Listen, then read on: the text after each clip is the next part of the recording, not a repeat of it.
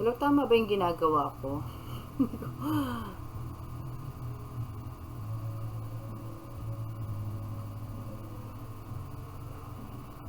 Hello?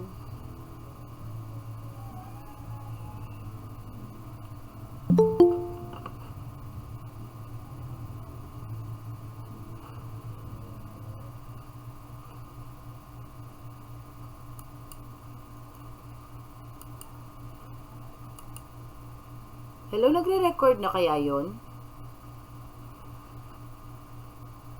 Hindi pa po, ma'am. Hindi pa?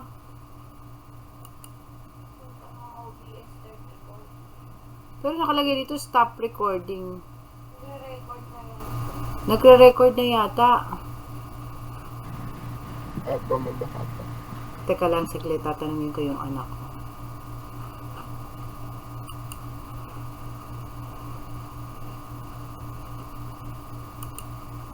Yomi, nagre-record na kaya to? Paano ko malalamang nagre-record? Wala naman. Chinek ko na ng start recording. Tapos nakalagay stop recording. Oo. Nagre-record. Nagre-record na yon. Pag yun, di Okay, nagre-record na daw. Sabi nung anak ko. Hindi ko rin kasi alam kung nagre-record na to o hindi. Bakit lang po sa kanila yung office? Ito. Nakikita niyo po ba yon? Itong pinindot ko. Nagre-record na kaya siya? Hindi po. Hindi?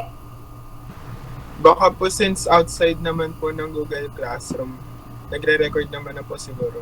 Oo. Pero hindi pa po kayo nakashare ng screen po. Hindi pa ako naka-share screen. Paano ako mag-share screen? Balik ulit ako ng Meet. Ng Google. Dali, asan ba? Paano Nasa may ilalim po. Saan ilalim? Ito, present now. Right up, ayun po.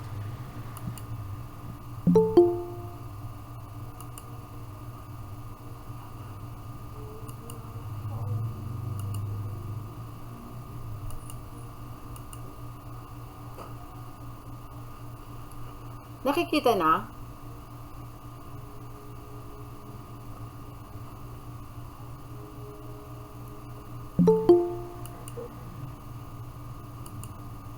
Nakikita na po? Yes, ma'am. Okay. Diyos ko na maintindihan. Okay. So, let's start. So, OBA, only one woman's OBA reaches maturity each month. So, every month, isa lang po ang nagmamature na ovum na lalabas doon sa ovary. So, yung dalawa yung ovary natin, so salitan sila per month. Per month na nagre-reach yung isa. For example, yung isa ngayon, next month yung isa, so salitan po yun. So, both ova has egg cells or immature egg cells. So, once ovulation occur or when the ovum is released, fertilization must occur because an ovum is capable of fertilization for only about 24 hours. So, isang araw lang pala. So, meron ding extension ng maging 2 days or 48 hours at most.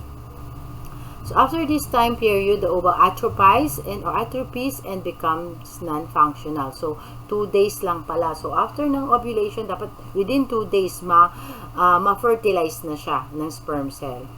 And the spermatozoon functional life is also about 48 hours and possibly as long as 72 hours. So, mas matagal lang ng isang araw yung sperm. Yung lifespan ng sperm. Yung kung ang ova, 2 days ang maximum lifespan. Sa spermatozoa naman, 72 hours or 3 days. Okay? Next, timing is important. Sexual intercourse must occur for fertilization to be successful is about 72 hours or 48 hours before ovulation plus 24 hours afterward. Kasi, di ba sabi nga natin, 24 hours, so hanggang 2 days. So, dapat yung before mag-ovulate yung babae, dapat magkaroon na ng sexual intercourse para sa pool. Pagka travel nung ilang hours lang, mag-meet kagad yung egg cell at saka yung sperm cell. Okay? The ovum when released from the ovary is surrounded by a ring of mucopolysaccharide fluid, the zona pellucida, and a circle of cells, the corona radiata. Okay, there are two fluid that is surrounded, yung ring of fluid na nakasurround doon sa ovum. the zona pellucida and the corona radiata. So, ayun po, itutunawin ng sperm cell, meron siyang, magre-release din siya ng parang fluid to break that ring of protection para makapasok. So, only one sperm cell will fertilize one egg cell. Okay? Fimbriae are fine hair-like structures that line the openings of the tubes. The peristaltic action of the tube help moves and propel the ovum from along the length of the tube. Okay, yun nga yung sinasabi natin, nagta-travel. So, with the help of peristalsis or peristaltic movement of the tube. So, yung tube mismo gumagalaw. May buhay din yung tube, di ba? So, habang gumagalaw, nata-travel, gumugulong yung fertilized ovum into the uterus. So, yun po. During ejaculation of semen, hindi ba tayo tapos dito? During ejaculation of semen, there is an average of 2.5 ml of fluid containing 50 to 200 million of spermatozoa per ml, or an average of 400 million sperm.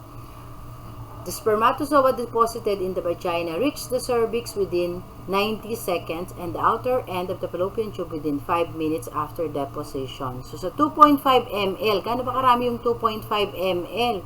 So, sa isang syringe, yung isang syringe na maliit is 3 ml, yung medyo matabang konti, kasi merong mahaba na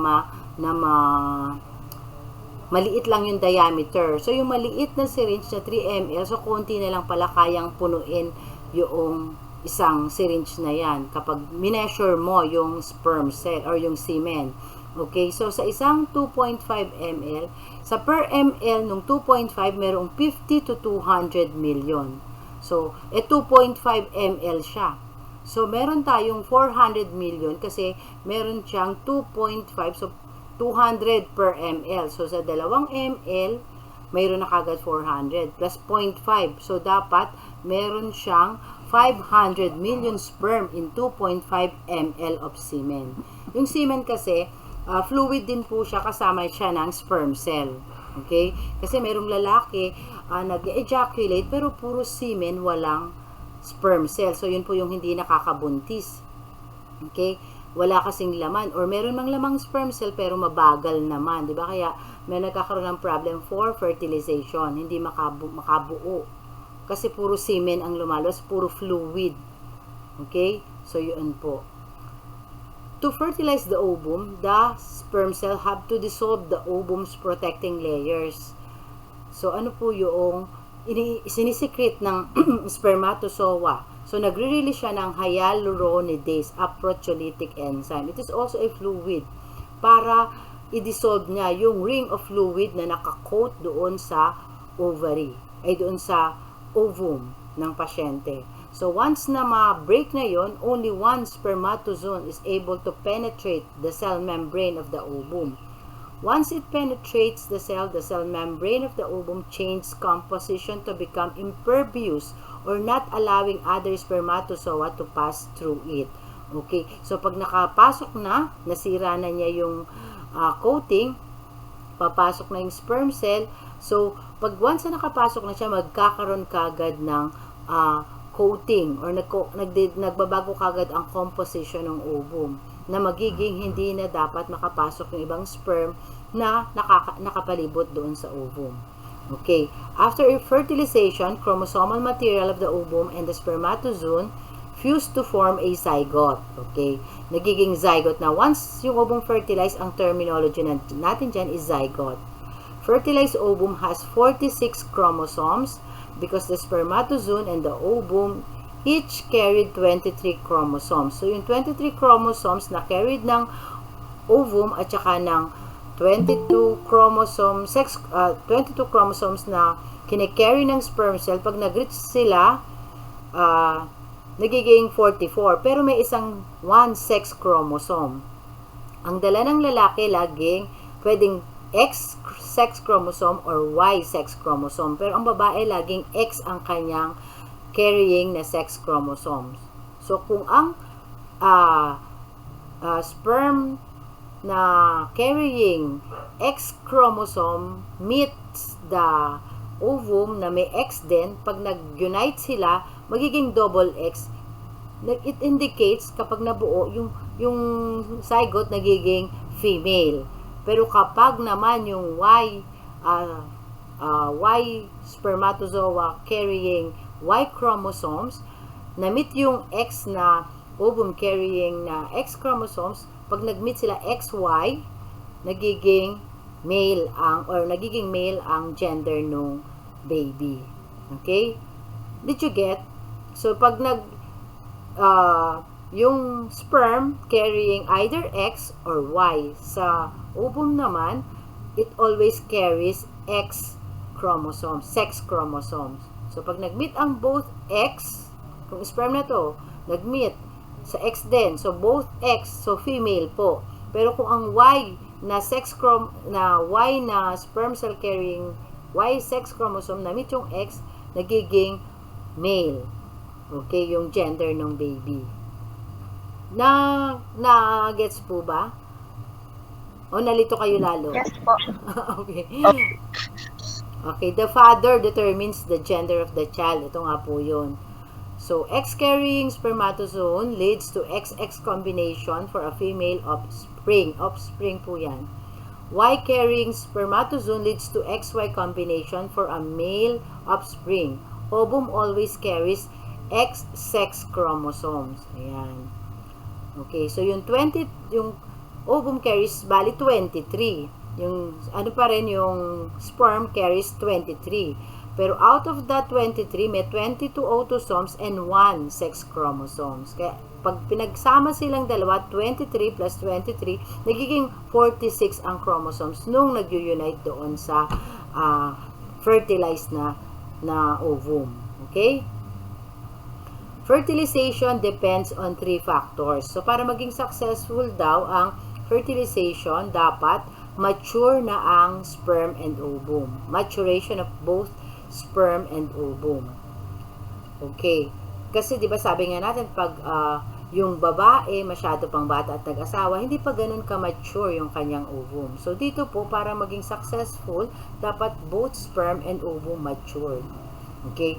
Next, sperm ability to reach the ovum. O yun nga sinasabi natin kanina, para maging successful ang fertilization, dapat mabilis yung sperm. Eh, di ba, minsan naririnig nyo ba, pag galing sa doktor, pag pinapa-analyze yung sperm, sasabihin, mabagal po yung sperm nyo. Di ba?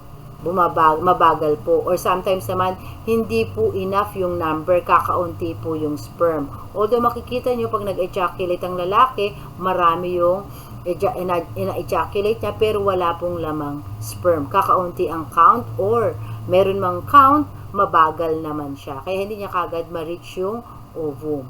Okay? Kaya mahirap mabuntis yung babae. Next, sperm ability to penetrate the zona pellucida and the cell membrane and achieve fertilization. O ito naman nga, hindi naman siya, nakarating nga siya dun sa ovum, pero hindi naman siya makapasok. Hindi siya ganun kalakas, hindi siya ganun ka-strength para ma-penetrate niya yung ovum.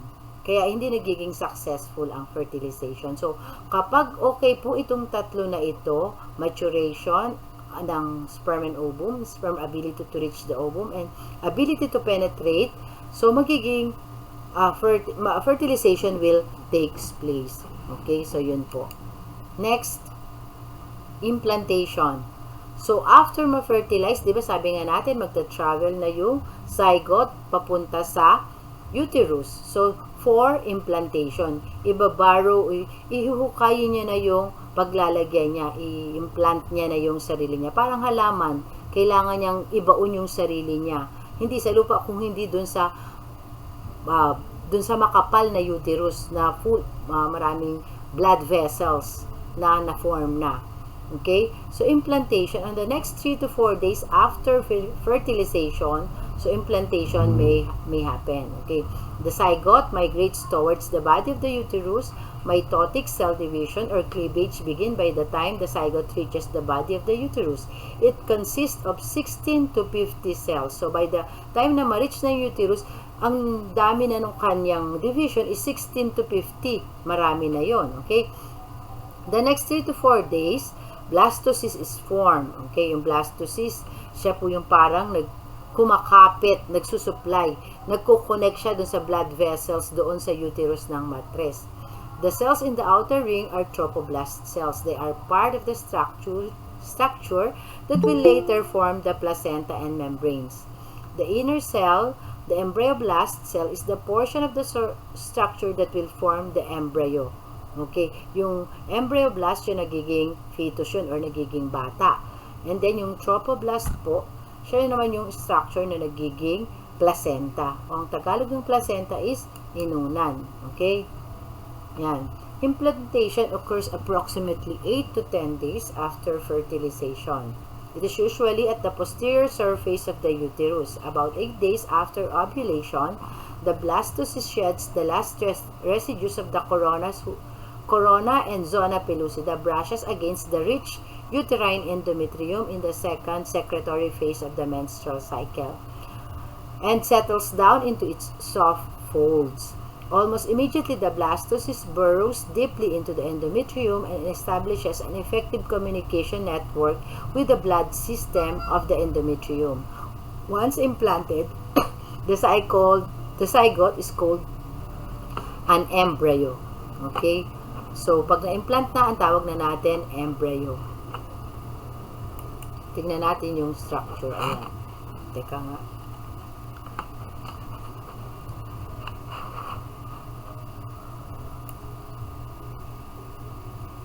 Okay. Occasionally, small amount of vaginal spotting appears on the day of implantation because capillaries are ruptured by the implanting trophoblast cell.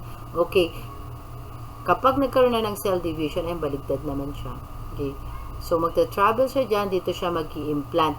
During implantation, binaburrow niya yung sarili niya, di ba? Binabaon niya. So, during that burrowing process, sometimes, nag-i-skip po yung blood rito.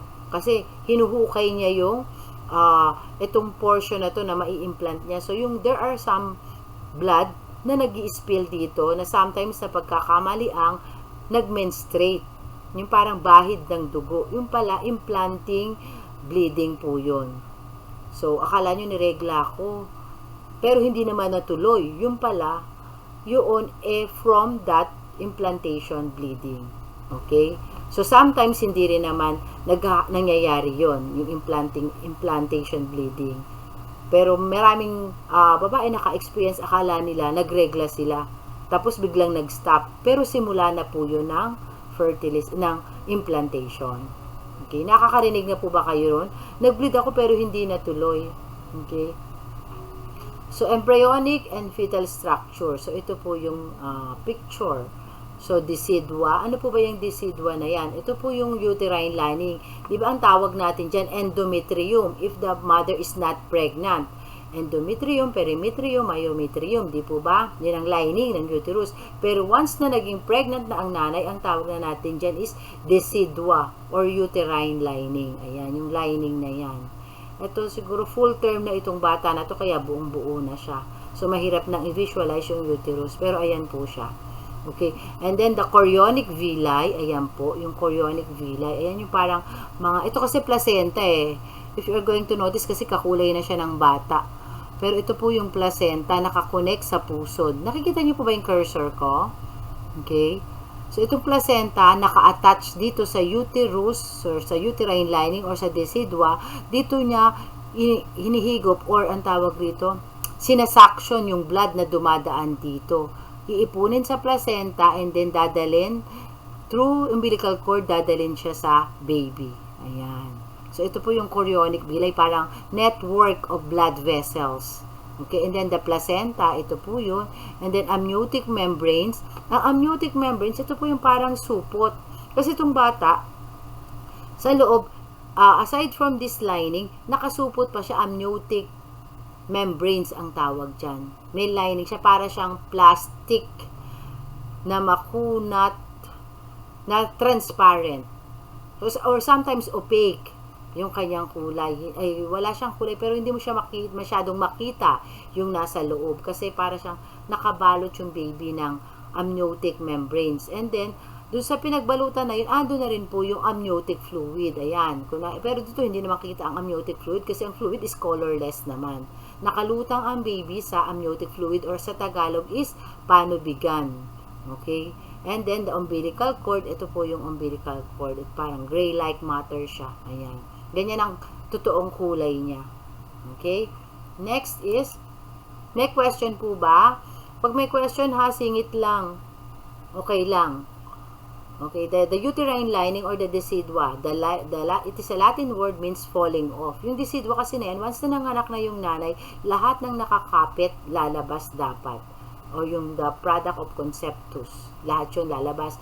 Yung baby at saka yung placenta. Okay, layers of the uterine tissue that grow around the blastocyst. Number 1, the decidua capsularis. It covers the implanted blastocyst, surrounds the chorionic sac. Next is the decidua basalis and then the decidua vera. Okay, yung decidua basalis naman portion directly under the blastocyst. Let's check the picture. Okay, ayan po.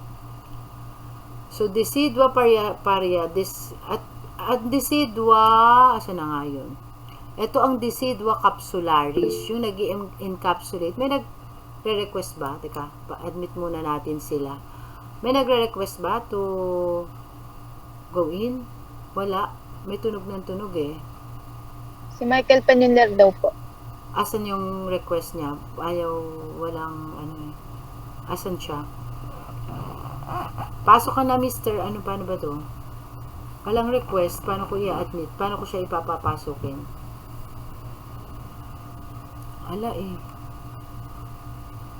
Mabalik muna tayo. Wala pa naman uli. Okay. So, ito po decidua capsularis. Ito po yung nag-encapsulate naman dito sa baby. Yung lining. Nakaseparate siya sa uterus. Nakita nyo? Okay. Ito naman yung decidua vera or decidua parietal. Hindi ko mabasa. Sobrang liit. Basta decidua vera po siya. Ayan ang decidua vera. Ayan yung lining hanggang sa cervix na lalay niya. Ayan. Ito naman po ang decidua basalis. Ayan. Yung naka-direct. Pinaka-base nung placenta at saka nung baby. So, decidua capsularis, decidua vera, and decidua basalis. Okay? So, yun po. Ma'am, same lang po yung decidua vera tsaka yung parietalis. Oo, same lang siya. Kasi ibang terminology lang yung ginamit. Kasi sometimes kahit sa pretest may nakikita kong ibang parang Latin word rin. Pero ang gagamitin natin yung layman's term, decidua vera. Siguro pwede rin nyo rin gamitin kaya hindi siya famous na term kasi vera lagi ang kilala sa kanya. Katulad din doon sa yung nakita ko, may labium majorum sa labia majora. Tapos doon sa isa is, doon sa pretest, parang gano'n na nakita ko. Kaya nag-comment po ako rin na ang ilagay po natin yung term na laging ginagamit. Okay? Pero kinorek ko rin naman po, hindi ko naman ni-wrong. Correct rin siya. Okay, next is the chorionic villi. Thank you for the question nga pala. Okay, chorionic villi, it is a miniature villi resembling probing fingers reaching out from the trophoblast cells into the uterine endometrium to begin formation of the placenta. So, yung chorionic villi, yung mga probing fingers na yun, yung nag-start ng placenta. Okay, it produces placental hormones such as HCG, somatomamotropin, okay, or human placental lactogen. The estrogen and the progesterone comes from that placenta. Then the middle layer of the cytotrophoblast or the Langhans layer, so it protects growing embryo and fetus from certain infectious organisms such as spirochete or syphilis early in pregnancy. Okay, asan? Sino yun? Tandali. Ayun. Sino pa ba yung nagre-request?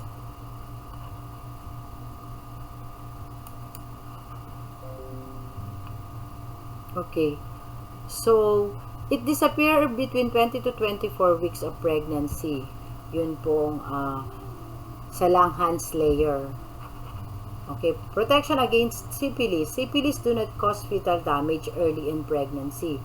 Only after the point at which cytotrophoblast cells are no longer present. Kasi 'di ba, sometimes yung mother hindi siya sure kung ang kanyang asawa is faithful to her. Hindi natin alam, syempre galing sa trabaho kung saan dumadaan. So, nagkakaroon ng date sa iba.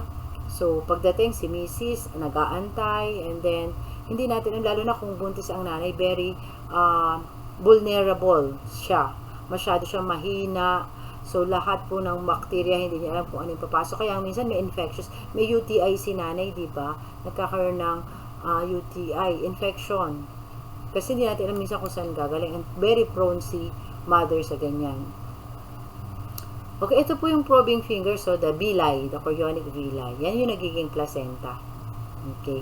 Ito yung myometrium or the muscles of the uterus. The decidua basalis. Ito rin po yun. And then the chorionic villi. The yolk sac. Ito yung yolk sac. And then the decidua capsularis. So, yan po for your reference. Okay. Next. Ito po yung itsura ng placenta. Placenta is a 15 to 20 cm in diameter, 2 to 3 cm in depth. Okay? So, yung kapal niya is 2 to 3 cm. So, 15 to 20, malaki po yan. Okay? Ito po yung Schultz part. Ito naman yung Duncan part. Ito yung naka-attach sa placenta. Sinisip-sip lahat, kaya bloody siya, di po ba? Makita mo, puro blood vessels yan. Yan. Pag nakita nyo yan at nagpaanak kayo, pag hinawakan nyo yan, sometimes, parang hawakan, parang nakakadiri. Pero actually, kasi laman siya. Buo, makikita mo. Magpapadeliver ka ng placenta. Ayan, nakikita mo, pag in-invert mo tong ganyan, pag, tawag ito, pag finlip mo siya, ang lalabas, makikita mo, meaty cotyledon. Maraming cotyledon yan. Okay, kasi yun ang sumisip-sip sa blood papunta, iipunin niya rito, dadalhin sa baby. Ayan, okay. So, ganyan ang itsura ng placenta. So, placental circulation. On the 12th day of pregnancy, maternal blood started to collect in the intervillous space of the uterine endometrium surrounding the chorionic villi. Okay, at that early as 12th day of pregnancy. So, 12th day, ilang araw pa lang yun. So, more than a week. Diba, malapit na mag 2 weeks. So, nag-start na siyang mag-collect ng dugo from the uterine endometrium papunta doon sa zygote or sa embryo. On the 3rd week of pregnancy, oxygen and other nutrients such as glucose, amino acids, fatty acids, mineral vitamins, and water move from the maternal blood through the cell layers of the chorionic villi into the villi capillaries by osmosis. So, walang isang direktang ugat na nagdudugtong doon sa placenta towards the baby. Nagiging parang osmosis, parang palitan lang po siya. So, pag nagpalitan sila ng blood, makukuha nung placenta, yung ibang blood dadalhin po sa baby. So, walang direktang isang ugat na nagsusupply lang sa placenta. Okay. Intervillous spaces grow larger and are separated by 30 or more partitions of septa. These compartments as known as cotyledons. O, yun nga sabi natin, pag ayan yung mga cotyledons, makikita mo ito, mabivisualize mo yan. At pag nagpapaanak ka ng placenta, dapat binibilang ilang cotyledons ba ang meron. Kasi once na may nawalang isang cotyledons, ibig sabihin na iwan sa loob ni nanay. At hindi po titigil ang bleeding pag may naiwan kahit kapiranggot or kahit as small as na parang kalaki ng munggo. Hindi po titigil ang dugo. Kaya kailangan ma-evacuate lahat yan. Yung cotyledons na yan. Kahit part lang ng cotyledons. So, meron daw silang 30 na cotyledons meron sa placenta. So, it makes the maternal side of the placenta look rough and uneven. Kasi pag pinlip mo siya, makita mo, para siyang malalaking bukol na binalatan na madugo. So, yun ang itsura niya. Okay? Next.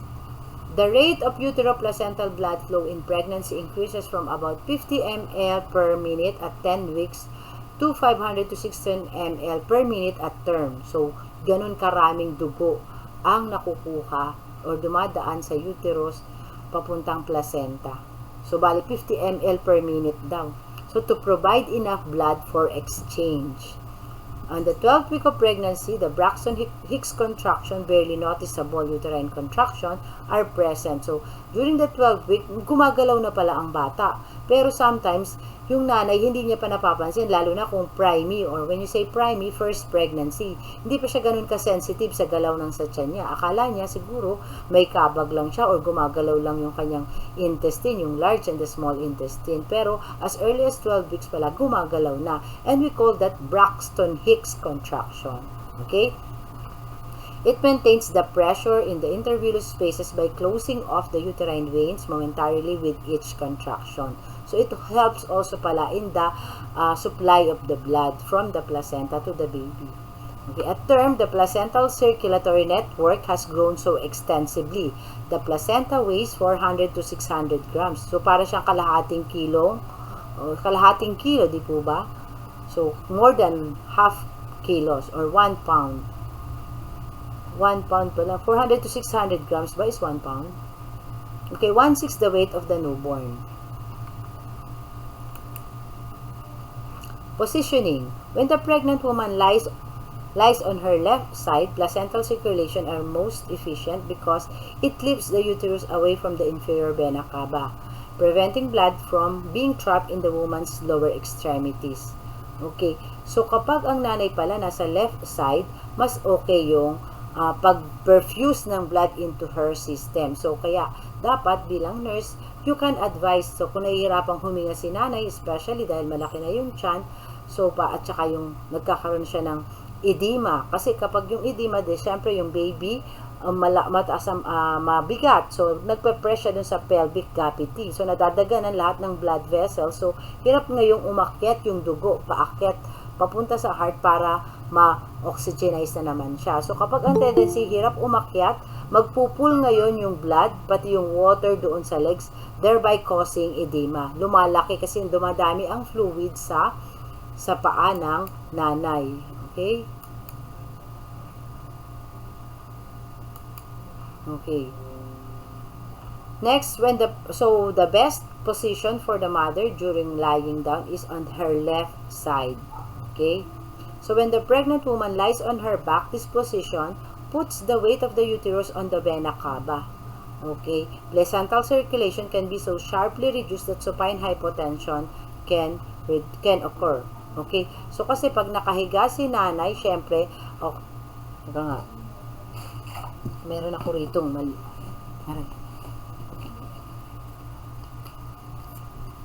So for example, ito yung nanay. Ayan, nanay. Ganda ng drawing ko, di ba? Ayan ang legs. Ay, paano ba yung legs? Ganyan. So, yan ang namarunong mag-drawing. Okay, ayan ang kunwari yung si nanay. So, kung may baby, di ba kapag nakasupine siya, ayan yung baby. So, nape-press yung heart niya, the inferior vena cava. Di ba yung inferior vena cava, it collects blood from the lower portion of the body. Nakikita po ba? Ma'am, pataas. Hindi po. Ayan. Ayan. Taas naman. Nakikita niyo ba ako? Opo, ma'am. Okay. So, kapag ang bata, syempre, di ba mabigat? So, kapag humiga si nanay, pati siya, nakakahiga, na-extend siya. So, napupush yung ulo niya or kung ano man yung body parts ng fetus, napupush yung sa kanyang heart. So, yung inferior vena cava, wherein natatrap yung dugo, hindi kagad makapunta sa heart, di ba? Pag hindi kagad makapunta, tapos kumilos si nanay, bumangon, hindi kagad nasusuplayan ng heart yung brain niya. Kaya nahihilo kagad siya. Hindi ba ito ang tawag rito? Hindi nako-compensate. Kasi pag biglang bangon siya, hilo kagad siya kasi nga na-trap yung dugo rito, hindi kagad makabalik. Nako-compress kasi ng body parts ng fetus yung portion na to, especially the inferior vena cava. Gets po ba? Question? Yes, ma'am. Okay. So, yun po. Next. So, take no essential drugs. Okay. So, ito po nga palang module nyo, i-remind ko lang kayo. Itong slides na to is galing din po sa inyong module. So, para isa lang ang reference namin kay Piliteri. Pero basahin nyo pa rin po yung inyong module kasi andun po yung details. Kinuha lang po namin yung mga important points, isinalin sa slides para yan lang po ang madiscuss namin. The rest, kayo na po ang may responsibility to read. Okay? Kaya hindi nyo makikita lahat na di-discuss. Some of the important points lang po. Okay? Okay. Take no essential drugs. Ano ba ito salamin ko? Parang naiba. Take no essential drugs. During pregnancy, almost drugs are able to cross into the fetal circulation. So, kung ano man yung inumin ni nanay na gamot, pumupunta rin po yan sa baby. Kung uminom para sa lagnat ng nanay, pati yung baby nakakainom ng para sa lagnat. Kung para sa ubo, pati baby, nagagamot na rin yung ubo. Kung may ubo si nanay, pati baby naiinom niya rin yung gamot ni nanay. So, it is important that the woman take no essential drugs that could possibly harm the growing fetus. Meron po kasing mga drugs na nagkakaroon ng teratogenic effect. When you say teratogenic effect, it will cause problem. It will cause congenital problem doon sa baby. Okay? So, there is no direct exchange. Theoretically, there is no direct exchange of blood cells between the embryo and the woman during pregnancy because the exchange process depends on osmosis. Yung sinabi nga natin kanina. Okay, human chorionic gonadotropin. Ito po yung first placental hormone produced. Okay, HCG or human chorionic gonadotropin. Found in maternal blood and urine as early as the first menstrual period. Okay, once na nag-implant, magpuproduce kagad ng HCG. Kaya kapag nag-test ka ng ihi ng ilang araw nang na-miss mo yung period, nagpa-positive because of this hormone. Okay, HCG. It ensures, ano ba ang function niya? It ensures the corpus luteum of the ovary continues to produce progesterone and estrogen. So, sinusupport niya yung production ng progesterone and estrogen. Ano pa? It suppressed the maternal immunologic response. So, placental tissue is not recognized and rejected as a foreign substance. Okay, so dapat yung immunologic response parang hindi ganun karami kasi kung mataas yan, i-reject niya yung baby inside the uterus, baka i-squeeze out niya and then ma-abort. Okay? If the fetus is male, HCG exerts an effect on the fetal testes to begin testosterone production and maturation of the male reproductive tract. Okay? On the 8th week of pregnancy, placenta begins to produce progesterone. So, 8 weeks, ibig sabihin, naka-form na ang placenta. While the placenta is not yet fully formed, ang nag-aalaga muna sa pagbubuntis during that early stage, yung HCG to supply the hormones needed for the growing fetus. Okay? Next, progesterone. Ano naman tong hormone na to? Sa inyong module, marami pong hormone na naka-enumerate doon. Aralin na lang po. Okay? Progesterone, ito po yung hormone that maintains pregnancy. Okay? So, kapag buntis ang nanay, expect nyo mataas ang kanyang progesterone hormone. Kasi siya yung hormone of pregnancy.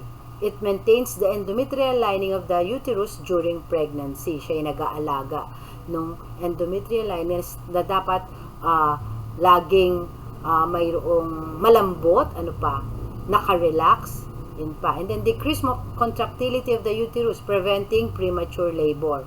So, kasi yung isang function din ng progesterone is to relax the muscle. Okay? So, kapag na-relax yung muscle, syempre, hindi magiging shiver. Kasi kapag yung baby nakakapit sa mattress, so, kung nagsishiver siya, hindi siya makakakapit dahil galaw ng galaw. So, yung progesterone hormone, minemaintain niya na relax dapat ang uterus para nakasteady yung pagkakakapit nung baby sa uterus.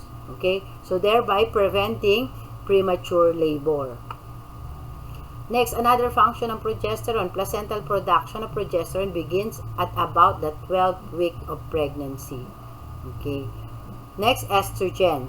It is the hormone of woman, influence female appearance. So, siya kaya yung babae, nagboboses mataas because of that estrogen hormone, yung mga secondary sex characteristics. Okay. In preparation for lactation, it contributes to the woman's mammary gland development and it stimulates uterine growth to accommodate developing fetus. So, tulong yung progesterone, pero mas mataas po ang progesterone compared sa estrogen hormone. Okay. Another hormone, human placental lactogen or human chorionic somatomamotropin. Okay, ang hirap basahin. With growth promoting and lactogenic milk producing properties, it promotes mammary gland growth in preparation for lactation. It regulates also maternal glucose, protein, fats level, so adequate amount are always available to the fetus. Placental production of HPL begins at about the 6th week of pregnancy. So, during that first trimester, marami pong nangyayari. Kaya napakadelikado sa isang babae during the first trimester yung stage na yan kasi pwedeng magkaroon ng problem. So, for the amniotic membrane, it is the part that are not involved in implantation and do not touch the endometrium. It is a gradually thin until they become the chorionic membrane. Chorionic membrane is the outermost fetal membrane. Yung sinasabag nating supot. Tawag nila to supot sa delivery room. Oy, may supot, pinanganak. Hindi nila alam, lahat ng ipinapanganak may supot. Yung iba nga lang, nabe-break yung supot. Yung iba, lumalabas ng buo. Kasi, pag lumabas ang buo yung fetus na may supot, mahirap ilabas. Kaya sometimes, bine-break kagad yan para mabilis ang paglabas ng baby. Okay? Beneath the chorion is the amniotic membrane or the amnion. It produces the amniotic fluid. So, ito po yung responsible for amniotic fluid production. The amnion and the amnion. The amnion and the chorion fuse together as the pregnancy progresses, and by term, they appear to be a single sac. Okay, mabilis po ba o okay lang? Pag may question, magtanong. Amniotic fluid. Naririnig ko po ba ako? Meron pa akong audience? Yes, ma'am. Yes, ma'am. Opo. Okay, thank you. Okay, amniotic fluid or yung panubigan. Constantly being formed and absorbed. Okay? Method of absorption. Paano ba na-absorb ang panubigan sa loob ng tiyan ng nanay? The fetus swallows the amniotic fluid. So, di ba sabi nga natin, yung baby, sa loob pa lang ng tiyan, nagsasakal na siya. So, ano ang sinasakal niya? Yung panubigan niya. Doon kung saan siya nakalutang. Nag-start na siyang mag-function yung, di ba, nakatamsak siya, nagsasakal na siya. Okay? And then, naiinom niya yan. So, one way of absorption. The fluid, parang na-discuss ko na to sa inyo. Hindi pa ba? Hello? Hindi pa? Hindi pa po. Okay. Thank you. Okay, the fluid is absorbed from the fetal intestine into the bloodstream. So, once na nasa-swallow na ng fetus yung fluid, yun po ang nagsisirculate na rin sa katawan niya. Parang tayo, pag kumain, yun na rin po ang nagsisirculate sa ating bituka at sa ating bloodstream. Ina-absorb ng bituka and then dinideliver sa bloodstream. Yun na rin po ang kasamang nagno-nourish sa katawan ng baby. Okay? And then it goes to umbilical arteries and to the placenta. Okay? Kapag sumama na sa bloodstream ng bata, iniihi rin po niya or binabalik uli sa arteries and then papunta sa placenta to get another oxygenated blood. So, sumasama kasi nga sa bloodstream. And then, there's an exchange across the placenta to the mother's bloodstream. Pumupunta rin sa mother's bloodstream some of the amniotic fluid na nagkukross. Pero, ibihira naman po yun. Iba, yung some of the, some of the amniotic fluid. Okay? And then, volume of amniotic fluid at term is 800 to 1,200 ml at term. So, ibig sabihin, sa isang Coke litro, dagdagan mo pa ng 200 ml, ganun karami ang fluid at term pag malapit ng ipanganak, pag full term ng bata. Kaya nga kapag nanganganak ang pasyente, pag pumutok ang panubigan, ang dami. Kaya dapat iiwas kayo pag puputok na yun. Kasi diba sabi nga natin, may supot. Pag yung bata, unti-unti lumalabas na ganyan, nanggagalit din yung supot. Pag pinutok yan, pag nakaganon ang mukha mo sa vagina ng nanay, puputukan ang mukha mo. So, malansa po siya. Maraming estudyante na akong nakita naputukan ng amniotic fluid. So, maalat-alat daw sabi nila. Kasi minsan, masyadong nakatutok sila. Kapag nagpapaanak, tinitignan nila kasing maigi. And then, curious pa kasi sila. So, pag pumutok, minsan, hinahatak namin sila, inaabutan pa rin ang pagputok ng amniotic fluid. So, yun po, marami siya. Mababasa. Kung naka-scrub suit ka, mababasa ang scrub suit mo. Para kang bubuhusan ng 1 litrong tubig. Okay? Syempre, pag pumutok, pressure yan. Kaya talagang splash. Okay? Next, hydramnios. Ano ba yung hydramnios? Marami or excessive amniotic fluid.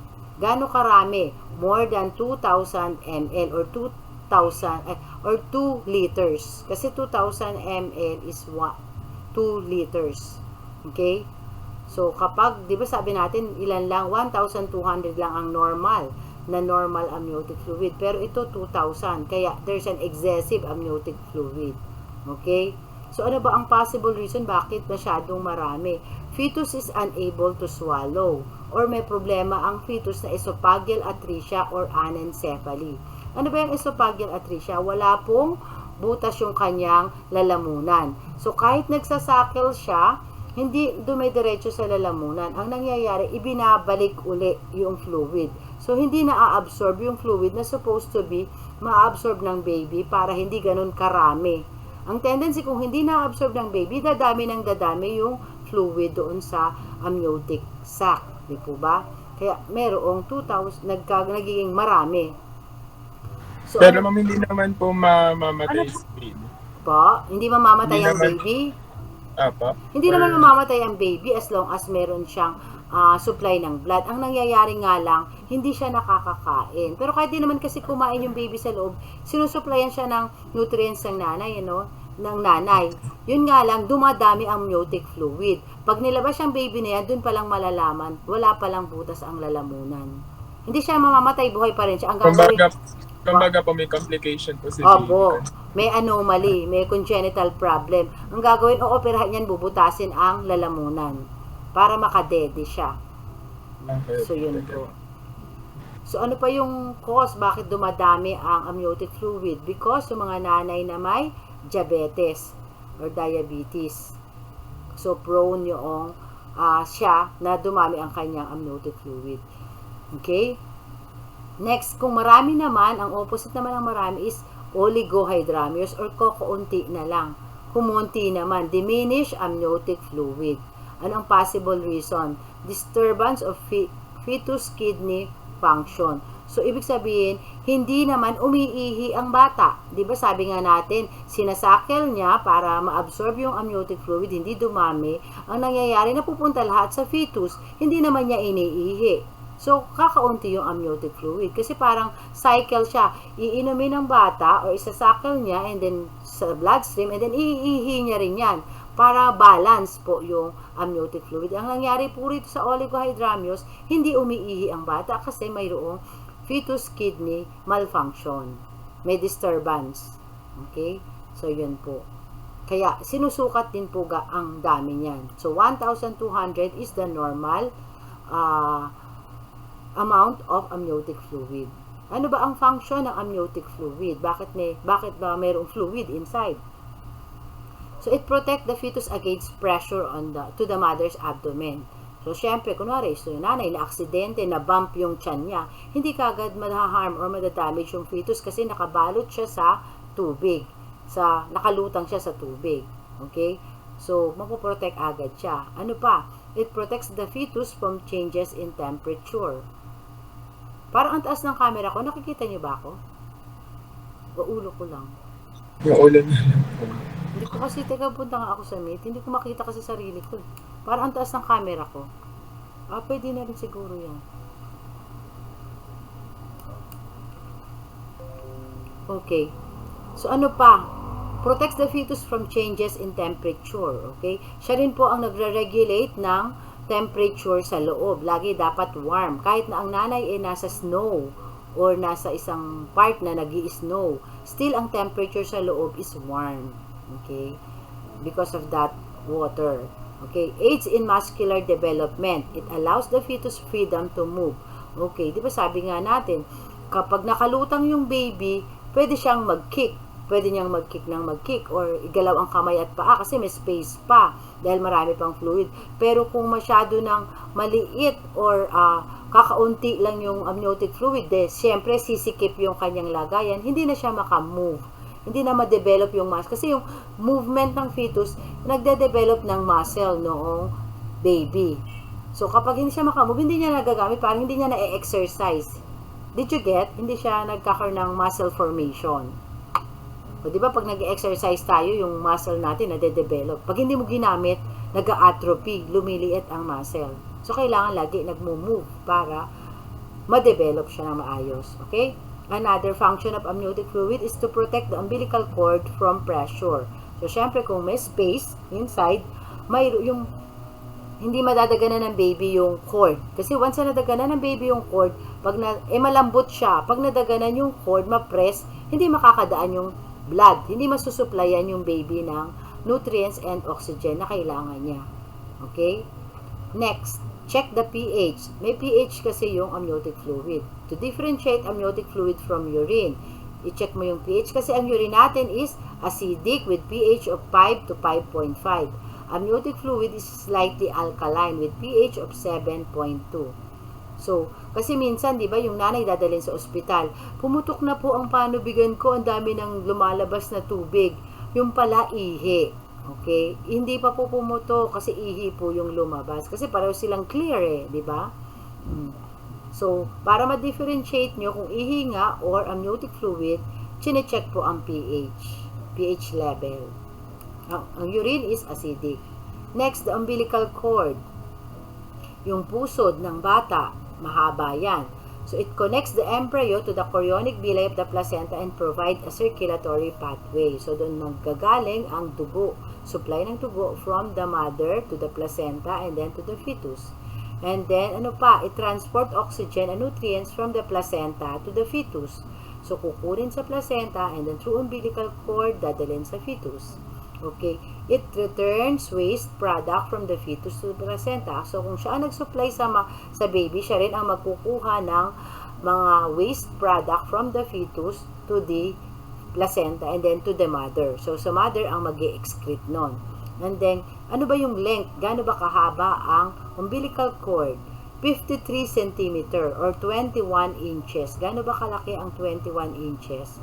Yung isang ruler is 12 inches, di po ba? Tama ba? 12 inches ba ang isang malaking ruler? Opo. O, ibig sabihin kung 21 inches, dalawang ruler, kulang ng dalawang ruler. Ang length niya dapat at term. So, ganun siya kahaba. So, ang thickness niya is 2 cm or 0.75 inches. Then, most part of the cord is gelatinous. Mucopolysaccharide called Wharton jelly. So, yung kanina grayish structure or grayish na body na nagbabalot. Ano ba yun? Kanina. Ang layo na kasi hindi ko na ma-show yung picture. So, yun po yung tawag natin is Wharton's jelly. Nandoon po yung tatlong vein. So, yung tatlong vein na yun, dalawang arteries, isang vein. So, tatandaan niyo po lagi kasi lagi naku-question yan sa board exam. Ilan ang blood vessels na meron sa umbilical cord? So, for example, ito po yung, nakikita. Okay. Ito po yung umbilical cord. Kasi once na nag-cord care kayo, you have to count. Ilan po ba ang merong blood vessels? Dapat tatlo. Tatlong blood vessels. Ayan. Ganyan ang itsura niya pag in-inspect mo siya. So, dalawang artery, isang vein. So, parang ava. Diba? So, yan po. Kita po ba? Naintindihan? Opo. So you always have to check dalawang artery, isang vein. Pag nilinis mo nga yan, uusli silang tatlo. Makikita nyo. Pag nag-duty kayo, you try to explore the umbilical vein or the umbilical cord. Ito yung Wharton's jelly. Di ba mahaba siyang ganyan? Ano po? Di ba ganyan itsura niya kanina? So, pag kinat mo yan na ganyan, sa top view, ito po ang itsura niya. Ayan. Okay? Nakikita po ba? Ayan. Okay. Enough for that. Okay. So, ano ba ang function niya? It prevents pressure on the vein and arteries that pass through the umbilical cord. So, kung yan ang Wharton's jelly, so hindi nagtatabi-tabi, hindi siya magko-compress, hindi sila magsisiksikan. Dahil nakaset sila sa Wharton's jelly ng hiwalay-hiwalay. Okay? Next. Ayan. Contains one vein and two arteries or the ava. The vein carries blood from the placental villi to the fetus. So, vein, ibig sabihin, kung galing ang blood mula sa placenta, ibig sabihin, oxygenated blood. So, yung oxygenated blood, nagdaan sa vein. Di ba sa adult kasi ang vein carries unoxygenated blood? Di po ba? Tapos yung arteries naman carries oxygenated blood. Pero sa fetus po, baligtad. Ang vein carries oxygenated blood and then arteries carries unoxygenated blood. Kaya ang vein carries blood from the placenta. Ibig sabihin, pag galing sa placenta, may nutrients, may oxygen dadalhin sa fetus. Pag binalik naman ng fetus, papunta sa placenta, arteries naman po ang nag-carry sa kanila. So, it carries blood from the fetus back to the placental villi. So, ibig sabihin, it carries unoxygenated blood. Gets po ba? Baligtad sa baby ha. Sa adult kasi baligtad eh. Vein carries unoxygenated, arteries carries oxygenated sa adult. Okay? Nalito po ba? Or okay lang? Naintindihan? Yes, ma'am. Okay. The rate of blood flow through the umbilical cord. Ano ba? Gaano ka kadami? Gaano ka bilis? The rate is 350 ml per minute at term. Okay. The umbilical cord contains no nerve supply. So, ibig sabihin, tong umbilical cord na to, kahit tadtarin mo siya, hindi masasaktan ang baby. Kasi wala siyang nerve supply. Kaya nga, pag kinat yung cord, hindi nasasaktan ang baby. Kaya umiiyak ang baby kasi yun yung breathing niya. Kailangan niyang umiyak to get air outside.